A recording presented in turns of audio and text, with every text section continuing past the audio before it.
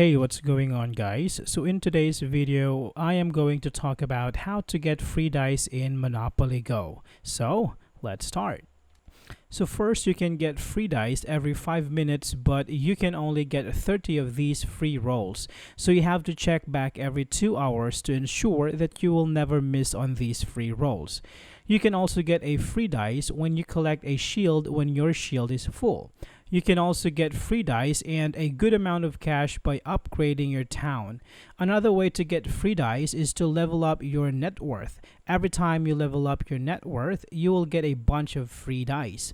You can also get 30 free dice when you invite a friend to play Monopoly. So go ahead and invite as many friends as you can to get a load of free dice.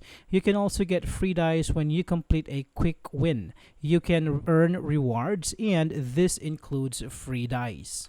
Alright, so there you have it, guys. These are the sure way to get free dice on Monopoly Go. Thank you so much for watching, and I will see you on the next one.